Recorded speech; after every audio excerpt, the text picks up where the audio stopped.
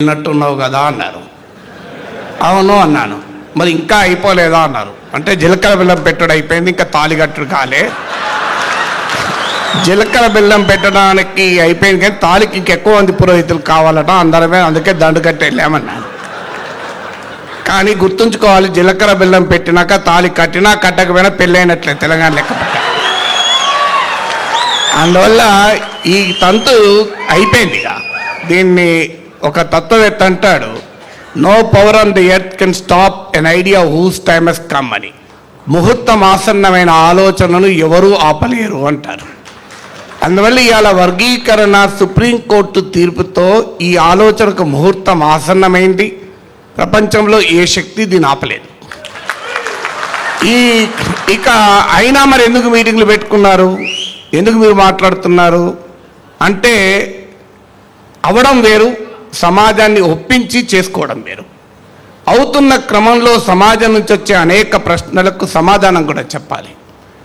నేను ఈ ఉద్యమం మొదలైన నాటి నుంచి నాకు అవకాశం ఉన్న ప్రతి వేదిక పైన వర్గీకరణకు మద్దతుగా మాట్లాడుతూ వచ్చాను. కృష్ణ మాదిగా మొదటిసారి మా పేరు పక్కన మాదిగా అని పెట్టుకుంటాం అని గర్వంగా అన్నప్పుడు నన్ను టీవీ ఛానల్ వాళ్ళు అడిగారు, ఇదేంటి సార్ మాదిగా అని కులం పేరు పెట్టుకోండి ఏంటి అని అడుగుతూనే అన్న, ఈ ప్రశ్న మీరు 1000 సంవత్సరాల కింద అడగాల్సి ఉంటే రెడ్డి, చౌదరి, శెట్టి, గుప్తా, రావు, రాజు అని నాయుడు అని పెట్టుకున్నప్పుడు మీకు ఈ ప్రశ్న రాలేదు. ఇప్పుడు ఈ ప్రశ్న వచ్చింది. అందుకొరకు చెప్తున్నా, అగ్రకులంలో పుట్టిన వాడు జాతి అస్తిత్వాన్ని ప్రదర్శించుకుంటే అది ఆధిపత్యం అవుతుంది. అణగారిన కులంలో పుట్టిన వాడు జాతి అస్తిత్వాన్ని ప్రదర్శించుకుంటే అది ఆత్మగౌరవం అవుతుంది అన్నారు. అందువల్ల ఇవాళ కృష్ణ మాదిగా గర్వంగా నేను మాదిగా అని పెట్టుకున్నానంటే అది ఆత్మగౌరవానికి ప్రతీక తప్ప అహంకారానికి కాదు. అందువల్ల సమాజంలో సమానత్వాన్ని కోరేవాడు. నేను ఏ కులంలో పుట్టాలి, ఏ వర్గంలో పుట్టాలి నేను నిర్ణయించుకోలేను. అది నా చేతిలో ఉంటే నిర్ణయించుకున్నామనేమో, కానీ పుట్టిన తర్వాత ఎక్కడ ఉండాలో నేను నిర్ణయించుకోగలను. అందువల్ల ఇవాళ పుట్టిన తర్వాత మనం ఎక్కడ ఉండాలి, ఎక్కడ న్యాయం ఉంటే అక్కడ ఉండాలి. ఏంటి న్యాయము, దీనిపైన అనేక సుప్రీంకోర్టు తీర్పులు వచ్చాయి. ఇప్పుడు సమయం లేదు, చాలామంది పెద్దలు ఉండగా నేను ముందు మాట్లాడుతున్నాను. కానీ మీరందరూ మేధావులు కనుక ఇందిరా సహాని కేసు మీరు తీర్పు చదవండి, NM Thomas versus state of Kerala తీర్పు చదవండి, వసంత్ కుమార్ తీర్పులో జస్టిస్ చిన్నపరెడ్డి ఏమన్నాడో చదవండి, ఈవెన్ మీకు Devender Singh versus state of Punjab కేసులో సుప్రీంకోర్టు ఏమన్నా చదవండి.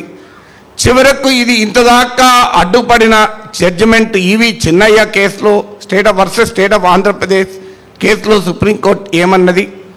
ఇవన్నీ తీర్పులు చదివితే ఒక బలమైన ఆర్గ్యుమెంట్ మన ముందుకు వస్తుంది. ఎందుకు ఇది బలమైన ఆర్గ్యుమెంట్? చాలామంది అనుకున్నట్లు ఇది మాలమాదిగల పంచాయతీ కాదు. ఇది మాలమాదిగల పంచాయతీలు అయితే Devender Singh versus state of Punjab case ఎందుకు వస్తుంది? ఆ కేసు రాకూడదు కదా. ఇది ఏంటి? మొదటి సమస్య, are schedule caste and homogeneous class. Supreme Court కొన్నేళ్ల కిందట ఇచ్చిన ఒక జడ్జిమెంట్లో it was a misreading and misinterpretation of article 341. Article 341 గురించి చెప్తూ షెడ్యూల్ కాస్ట్ను గుర్తించేటువంటి ఈ అధికరణ ఆర్టికల్ 341 ప్రకారము షెడ్యూల్ కాస్ట్గా వీళ్ళను గుర్తించారు కనుక ఈ క్లాస్ ఆఫ్ పీపుల్ కనుక వీళ్ళను వర్గీకరించడం అనేది కరెక్ట్ కాదు. వీళ్ళందరూ ఒక హోమోజీనియస్ క్లాస్గా భావించి భారత రాజ్యాంగం ఆర్టికల్ 341 ఏర్పరిచింది కనుక ఆర్టికల్ 341కు కాన్స్టిట్యూషనల్ శాంక్టిటీ ఉంది కనుక schedule caste cannot be further divided, further categorise.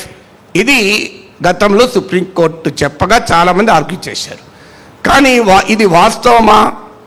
ఇది వాస్తవం కాదు అని NM Thomas versus state of Kerala కేసులో జస్టిస్ విఆర్ కృష్ణయ్యర్ అన్నాడు, schedule caste are the lowliest of the lowliest అన్నాడు. అద్భుతమైన పదం వాడాడు, ఇది లోలియెస్ట్ ఆఫ్ ద లోలియెస్ట్ అని. అంటే అత్యంత అణగారిన కులాల్లో అత్యంత అణగారిన కులం ఇది అని. ఈ వాస్తవం తెలవడానికి జస్టిస్ విఆర్ కృష్ణయ్యర్ జడ్జిమెంట్ చదవాల్సిన అవసరం లేదు.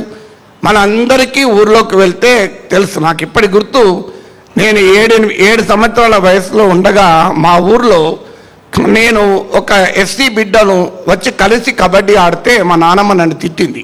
పోయిపోయి నువ్వు వాళ్ళతో ముట్టుకుంటావురా అని. ఆ రోజు సాయంత్రం వెళ్ళి వాళ్ళ ఇంట్లో భోజనం చేసి వచ్చాను. నేను వచ్చినందుకు నన్ను మా నాన్నమ్మ తిట్టింది. ఇదేంద్రా అంటే, నువ్వే చెప్పినావు కదా నానమ్మ, భగవంతుడి సృష్టిలో అందరూ సమానమే అని. ఇప్పుడు మరి ఈ తేడా ఏంటి అడిగితే, వీరికి తెలివి ఎక్కువైపోయింది పోరానికి 7 ఏళ్ల వయసులో అని చెప్పారు. అందువల్ల ఇది చిన్నప్పటి నుంచి మన అందరికీ తెలిసిన విషయమే. కానీ ఇంకో విషయాన్ని కూడా విఆర్ కృష్ణ చెప్పాడు. ఏమన్నాడంటే, షెడ్యూల్ కాస్ట్ ఇది amalgam of caste, tribes, races, groups అన్నాడు. అంటే షెడ్యూల్ కులాలు అనే ఒకే రకమైన వర్గము కాదు, ఇందులో అనేక రకాల భేదాలు ఉన్నాయని. ఇంత సుప్రీంకోర్టు జడ్జిమెంట్ అవసరం లేదు. నేను ఒకరోజు ఓ టీవీ ఛానల్కి వెళ్తూ డ్రైవర్తో మాట్లాడుతున్నాను. నాకు అలవాటు ప్రకారం మాట్లాడుతుంటాను. ఏంటి మీ ఊరేది అన్న. అంటే అచ్చంపేట సార్ అన్నాడు. మరి హైదరాబాద్లో వచ్చేందుకు నాట మా అవ్వ ఎల్లగొట్టింది సార్ అన్నాడు. మీ అవ్వ ఎల్లగొట్టింది అంటే, ఎందుకు ఎల్లగొట్టింది అంటే, పెళ్లి చేసుకున్న సార్ అన్నాడు చెప్పుకుంటా. ఏమంటే మీరు అంటే ఎందుకు ఎలగొట్టింది అంటే, తక్కువ కులం దాన్ని వేసుకున్నామని ఎలగొట్టినా అన్నారు. మరి నీది ఏ కులమో అన్నా. మేము ఎస్సీలం సార్ అన్నాడు. అరే ఎస్సీలు అంటారు, తక్కువ కులం అంటారు. లేదు సార్, నేను మాదిగా అమ్మాయిని పెళ్లి చేసుకున్నాను సార్, అందుకొరకు ఎలగొట్టింది సార్ అన్నాడు. నాకు కళ్ళకి నీళ్ళు వచ్చింది. ఇదయ్యా, అందుకే కృష్ణ మాదిగా ఈ పిలిపించినప్పుడు 1000 మంది కదిలారు. అట్టే కదలే. ఇది సమాజంలో ఉన్నటువంటి వాస్తవం. ఇది కాదని అనగలమా? ఈ వాస్తవానికి మనము స్పందించాల్సింది పోయి ఈ వాస్తవం లేదు అని ఒక భ్రమలో ఎలా ఉండగలం? అందువల్ల ఇవాళ అణగారిన వర్గాల్లో కూడా, వెనుకబడిన వర్గాల్లో కూడా మోర్ అండ్ లెస్ బ్యాక్వర్డ్ ఉంటే, both in terms of social, economic and otherwise educational ఉంటే అది వర్గీకరణ న్యాయమైంది అని ఇందిరా సహాని కేసు, మండల్ కమిషన్ కేసుగా మనకు ప్రసిద్ధి. భారతదేశంలో రిజర్వేషన్ జురిస్ప్రుడెన్స్ను అర్థం చేసుకోవాలంటే ఒక మ్యాగ్నా కార్టా లాంటి జడ్జిమెంట్ ఇందిరా సహాని జడ్జిమెంట్. ఇందిరా సహాని జడ్జిమెంట్లో సుప్రీంకోర్టు ఏమన్నది? If the social backwardness is the connecting thread, అంటే ఒక వర్గాన్ని వెనుకబడిన వర్గంగా, రాజ్యాంగ పరిభాషలో వెనుకబడిన వర్గం అంటే బీసీ, ఎస్సీ, ఎస్టీ అందరూ కలిస్తే వెనుకబడిన వర్గం. అందుకే చాలామందికి తెలియదు, మన దగ్గర బీసీలు అంటాం, దేశంలో ఓబీసీలు అంటాం, అదర్ బ్యాక్వర్డ్ క్లాసెస్ అంటారు. అదనని ఎందుకు వచ్చిందంటే, రాజ్యాంగ పరిభాషలో బీసీ అంటే విచ్ ఇంక్లూడ్స్ ఎస్సీస్ అండ్ ఎస్టీస్. సో అందువల్ల మన ఇందిరా సహాని కేసులో సుప్రీంకోర్టు ఏమన్నది? సోషల్ బ్యాక్వర్డ్నెస్ కు కనెక్టింగ్ థ్రెడ్ సోషల్ బ్యాక్వర్డ్నెస్ అయినప్పుడు, ఆ కనెక్టింగ్ థ్రెడ్లోనే చాలా తేడాలు ఉన్నప్పుడు వర్గీకరణ చేయడం న్యాయమైంది అన్నది. అందువల్ల ఇవాళ షెడ్యూల్డ్ కాస్ట్ అందరినీ ఆర్టికల్ 341 ఒక కనెక్టింగ్ థ్రెడ్గా పెట్టినా, ఆ కనెక్టింగ్ థ్రెడ్లోనే అనేక తేడాలు ఉన్నప్పుడు వర్గీకరణ న్యాయమైంది. అందుకే article 341 is not the basis for SC reservation. It is only A process to identify schedule caste. చాలా మందికి అది ఆ తరపు వల్ల ఆర్టికల్ 341 పట్టుకొని వేలాడుతుంటారు.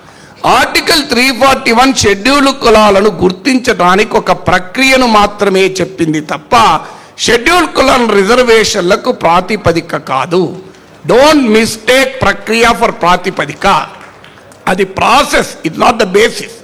అందువల్ల ఇప్పుడు సుప్రీంకోర్టు తాజా జడ్జిమెంట్తో ఈ వాదన నిజమని తేలిపోయింది. ఈ వాదన మనలాంటి వాళ్ళని చాలా కాలంగా చెప్తున్నాం. కానీ వాళ్ళ సుప్రీంకోర్టు ఇచ్చిన వర్డిక్ట్తో article 341 is only a process for identifying schedule caste. It cannot be elevated to the basis for schedule caste. Basis అని అనుకోని గతంలో కోర్టులు తీర్పులు చెప్పాయి, ఇది హోమోజీనియస్ క్లాస్ అని. It is not an homogeneous class అని నిరూపించబడింది. అందువల్ల షెడ్యూల్ కాస్ట్ల వర్గీకరణ ఇంకా సామాన్యుడి పరిభాషలో చెప్పాలంటే, Devender Singh versus state of పంజాబ్లో సుప్రీంకోర్టు చిన్న ఉదాహరణ చెప్పింది. మీరు ఒక మామిడి పళ్ళ గంపను తీసుకెళ్ళి ఒకే రకమైన స్వభావం కలిగిన, అంటే ఒకే వయసులో ఉన్న ఒక గుంపుకు ఆ గంప ఇవ్వండి.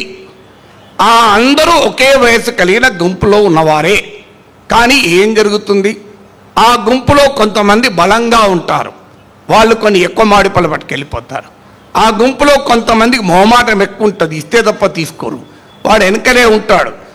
ఆ గుంపులో కొంతమందికి ఏ మొహమాటం లేదు, పక్కోడు తినకపోయినా వాడు తింటుంటాడు, వాడున్న మామిడి పళ్ళు పట్టుకుపోతారు. అప్పుడు ఆ గంప పరిస్థితి ఏంటి అని అడుగుతుంది. ఇది Devender Singh versus state of Punjab కేసులో. పరిష్కారం ఏంటి? ఆ గంపను ఒక 2 గంపలో 3 గంపలో 4 గంపలుగా చిన్న గంపల్లోకి పెట్టి, అయ్యా ఇంకో వీళ్ళు బాగా ఆకలితో ఉన్నారు కనుక వీళ్ళకి కొద్దిగా పెద్ద గంపిస్తా, వీళ్ళు తక్కువ ఆకలితో ఉన్నారు కనుక వీళ్ళకి తక్కువ చిన్న గంపిస్తా. ఎవరికి మాడి పళ్ళు లేకుండా చేయడం లేదు. ఇక్కడ ఇంపార్టెంట్ పాయింట్ అది. It is not an act of exclusion. Sub categorisation is not a act of exclusion. ఇది క్రీమీ లేయర్ కాదు, మనకు అర్థం కావాల్సింది. ఇది is not an act of exclusion. అంటే అందరికీ మాడి పళ్ళు దక్కుతాయి. ఎవరికి ముందు దక్కుతాయి? ఎవరికి ఆకలి ఎక్కువ ఉంటే వాళ్ళకి ముందు దక్కుతాయి. ఎవరికి ఎక్కువ దక్కుతాయి? ఎవరు ఎక్కువ అవసరం ఉంటే వాళ్ళకి ఎక్కువ దక్కుతాయి. అందువల్ల సబ్ కేటగరైజేషన్ అనేది రిజర్వేషన్లను తొలగించే ప్రక్రియ కాదు, అది రిజర్వేషన్లను సమానంగా పంచే ప్రక్రియ. అందువల్ల it is not an act of exclusion. ఇక ఆర్టికల్ 15(4) ఆర్టికల్ 16(4) ఏం చెప్తుంది? చాలామంది నేను మాట్లాడుతున్నప్పుడు చాలా మీటింగ్లో అడుగుతుంటారు, సార్ రాజ్యాంగము ఆర్టికల్ 14లో రైట్ టు ఈక్వాలిటీ చెప్పింది, కులం పేరిట, మతం పేరిట, భాష పేరిట, కలర్ పేరిట ఏ రకమైన వివక్ష ఉండకూడదని చెప్తూ మళ్ళీ రిజర్వేషన్లు ఎట్లిస్తారు సార్ అని అడుగుతారు. దానికి కూడా సుప్రీంకోర్టు తమ అనేక తీర్పుల్లో చెప్పింది, రిజర్వేషన్ అనేది రైట్ టు ఈక్వాలిటీకి వ్యతిరేకం కాదు, it is in furtherance of right to equality. అసమానుల మధ్య సమాన పోటీ సాధ్యం కాదు గనక అసమానుల్ని కూడా సమానులుగా మార్చి సమానత్వాన్ని కల్పించేదే రిజర్వేషన్లు. అందువల్ల రిజర్వేషన్ అనేది రాజ్యాంగంలో ఏర్పరిచిన సానుకూల వివక్ష, ఇది పాజిటివ్ డిస్క్రిమినేషన్. కానీ రిజర్వేషన్ యొక్క ప్రాథమిక సూత్రం ఏంటి? అత్యంత వెనుకబడిన వర్గాల వారికి ఆ సదుపాయాలు అందాలి. అందువల్ల ఆర్థిక అభివృద్ధిలో కారణం కావచ్చు, సామాజిక ప్రక్రియలో కారణం కావచ్చు, అనేక కారణాల రీత్యా రిజర్వేషన్ పొందుతున్న ఒక వర్గంలో తీవ్రమైన తారతమ్యాలు ఉన్నప్పుడు, సబ్స్టాన్షియల్ డిఫరెన్సెస్ ఉన్నప్పుడు, క్వాంటిఫైయబుల్ డెమాన్స్ట్రబుల్ డిఫరెన్సెస్ ఉన్నప్పుడు వర్గీకరణ రాజ్యాంగ ప్రాతిపదికను అమలు చేయడం అవుతుంది. అందువల్ల ఇవాళ మాదిగల డిమాండు, మేము మాదిగలం గనక మాకు రిజర్వేషన్లు ఇవ్వమని అడగడం లేదు వర్గీకరణ చేయమని.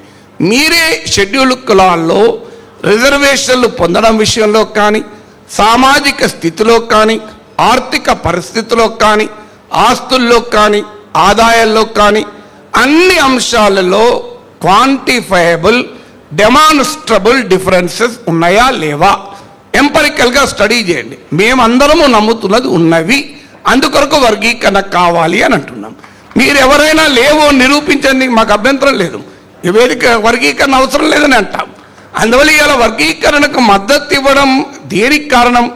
దానికి కారణం ఏంటంటే ఈ కులంలో పుట్టావని వర్గీకరణ మద్దతు ఇవ్వడం లేదు. వర్గీకరణకు ప్రాతిపదిక ఏంటి? షెడ్యూల్డ్ కులాలలో కూడా పరిమాణాత్మకమైన, గుణాత్మకమైన, గుర్తించదగిన సామాజిక ఆర్థిక అంతరాలు ఉన్నప్పుడు వర్గీకరణ చేయకపోవడం వల్ల జరిగే ప్రమాదం ఏంటంటే అందులో అత్యంత అణగారిన కులాల బిడ్డలకు అన్యాయం జరుగుతుంది.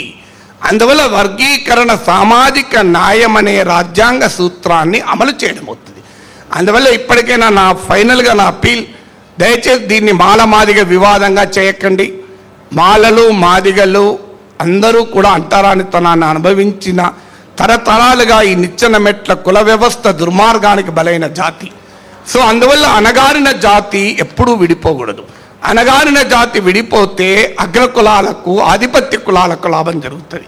అందువల్ల నా అప్పీల్ ఏంటంటే దీన్ని దయచేసి మాలల వ్యతిరేక పోరాటంగానో లేదా ఇది మాదిగల హక్కుల కొరకు మాత్రమే జరిగిన పోరాటంగానో చూడకూడదు. ఇక్కడ ఇవాళ మాదిగలు ఉండొచ్చు, పంజాబ్లో వాల్మీకులు ఉండొచ్చు, ఇంకో చోటు ఇంకోరు ఉండొచ్చు. ఇది న్యాయం కొరకు పోరాడుతున్న జాతి తరఫున మాట్లాడుతున్నాం. ఇందులో ఈ కులం ఆ కులంతో సంబంధం లేదు. మాకు ఏ కులానికి అన్యాయం జరిగితే ఆ కులం తరఫున నిలబడతాం, ఖచ్చితంగా నిలబడతాం. ఏ వర్గానికి అన్యాయం జరిగితే ఆ వర్గం తరఫున నిలబడతాం. అందువల్ల ఇవాళ సమాజంలో మనం అప్పీల్ చేయాలి. ఎందుకంటే మేము చూస్తున్నాం సోషల్ మీడియాలో దీన్ని మాదిగా వర్సెస్ మాలలుగా మామూలు వర్గ పోరాటం జరగడం లేదు. ఇద్దరు కలిసి పోరాడాల్సిన వర్గాలు వేరున్నాయి. అది వదిలేసి ఈ పోరాటం ముందుకొస్తే బలహీనపడతాం. అందువల్ల ఇవాళ ఇది ఆత్మగౌరవ పోరాటం, ఇది అసమానతలపైన పోరాటం, ఇది అన్యాయం పైన జరిగిన ఒక మాత్రమైన పోరాటం.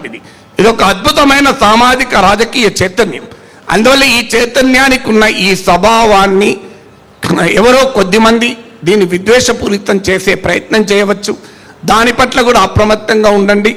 కులాలు ఏదైనా, వర్గాలు ఏదైనా, న్యాయం ఎక్కడుంటే ఆ న్యాయం పక్షాన నిలబడిన వాడే మానవుడైతాడు.